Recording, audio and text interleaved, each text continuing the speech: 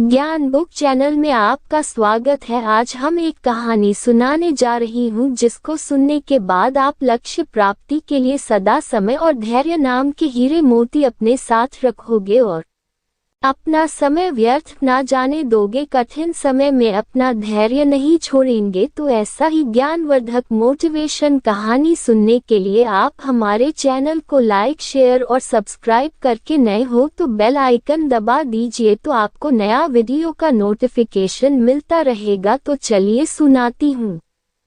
एक साधु घाट किनारे अपना डेरा डाले हुए था। वहाँ वह धुनी रमा कर दिन भर बैठा रहता और बीच बीच में ऊंची आवाज में चिल्लाता, जो चाहोगे सो पाओगे। उस रास्ते से गुजरने वाले लोग उसे पागल समझते थे। वे उसकी बात सुनकर अनुसना कर देते और जो सुनते वे उस पर हंसते थे। एक दिन एक बेरोजगार युवक उस रास्ते से गुजर रहा था। साधु की चिल्लाने की आवाज उसके कानों में भी पड़ी, जो चाहोगे सो पाओगे, जो चाहोगे सो पाओगे। ये वाक्य सुनकर वह युवक साधु के पास आ गया और उससे पूछने लगा, बाबा, आप बहुत देर से जो चाहोगे सो पाओगे चिल्ला रहे हो। क्या आप सच में मुझे वो दे सकते हो जो मैं पाना चाहता हूँ? साधु बोला, हाँ बेटा, लेकिन पहले तुम मुझे ये बताओ कि तुम पाना क्या चाहते हो। बाबा, मैं चाहता हूँ कि एक दिन मैं हीरों का बहुत बड़ा व्यापारी बनूं। क्या आप मेरी ये इच्छा पूरी कर सकते हैं? युवक बोला, बिल्कुल बेटा, मैं तुम्हें एक हीरा और एक मोती देता हूँ, उससे तुम जितने चाहे हीरे मोती बना लेना।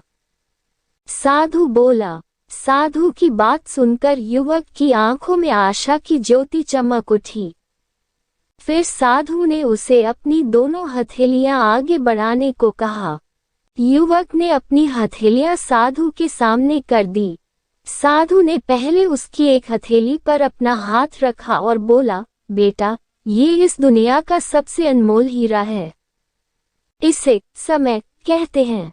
इसे जोर से अपनी मुट्ठी में जकड़ लो। इसके द्वारा तुम जितने चाहे उतने हीरे बना सकते हो। इसे कभी अपने हाथ से निकलने मत देना। फिर साधु ने अपना दूसरा हाथ युवक की दूसरी हथेली पर रखकर कहा, बेटा, ये दुनिया का सबसे कीमती मोती है।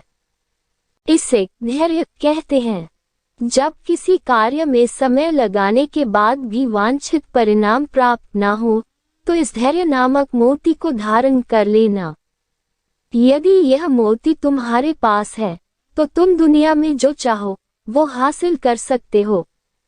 युवक ने ध्यान से साधु की बात सुनी और उन्हें धन्यवाद कर वहां से चल पड़ा। उसे सफलता प्राप्ति के 2 गुरु मंत्र मिल गए थे। उसने निश्चय किया कि वह कभी अपना समय व्यर्थ नहीं गंवाएगा और सदा धैर्य से काम लेगा। कुछ समय बाद उसने हीरे के एक बड़े व्यापारी के यहाँ काम करना प्रारंभ किया।